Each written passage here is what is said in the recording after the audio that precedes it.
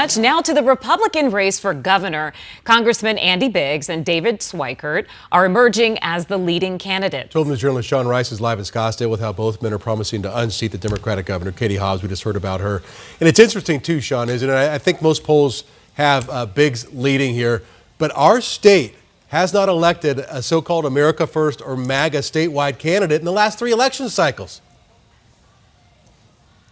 Right, and that's what's really going to test Congressman Andy Biggs the most, is how does he appeal to the large swath of independent voters that we have here in our state. That's something I had the chance to ask him about in an interview last week. We'll get to that in a moment on how he answers that questions. But tonight we're inside Dillon Precision here in North Scottsdale. This is an ammunition manufacturing company, but we're actually inside an airport hangar right now that's on the backside of this company. You see the Biggs for Governor sign, a podium where we expect to hear from him in maybe 3 to 4 hours after we get that first tranche of voter results. But I had a chance to break down both men here. This is really a 2-horse race, a 2-man race, both with plenty of experience, that being Congressman Andy Biggs and Congressman David Schweikert. But how do they differentiate themselves and appeal to that independent voter base? Here's what both had to say. Take a listen.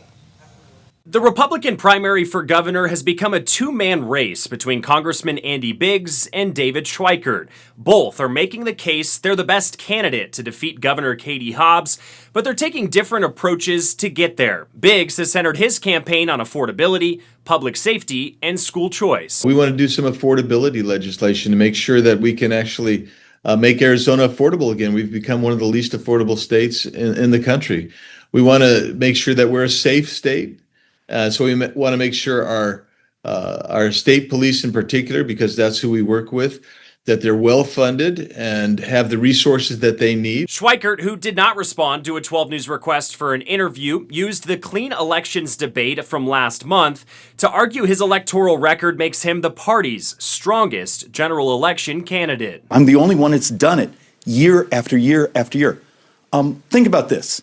Over the last 6 years, I'm told I'm the Democrats' most expensive loss in America. And that's demonstration that they've thrown everything at me.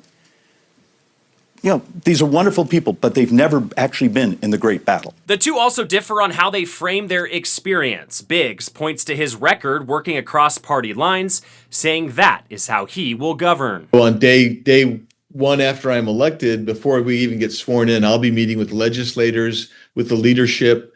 They can pre-introduce, they can pre-file bills. We'll work on bills. We'll work on getting the budget, a preliminary draft of that at least before we ever even go into that session in January. And then it'll be very collaborative, working together. Schweikert's message focuses on electability, arguing Republicans need a nominee who can win over independent voters. Probably won more competitive races than anyone in Arizona in 25 years.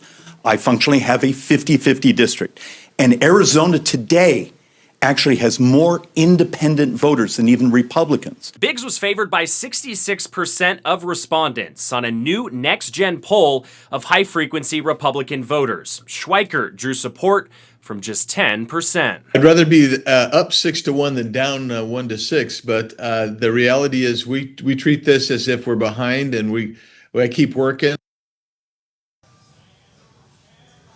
And with those polling numbers, as you heard Biggs say there, he'd rather be up that amount than down that amount. But it could be an early celebration tonight if those polls are any indication of how Arizonans went to the polls over the last several months and then today as well. So we're inside Dillon Precision. All is calm right now, but I expect in a couple hours this place will be filled with a lot of Andy Biggs supporters. We'll send it back to you guys. Yeah, sure will be. All right, Sean, thank you so much. Well.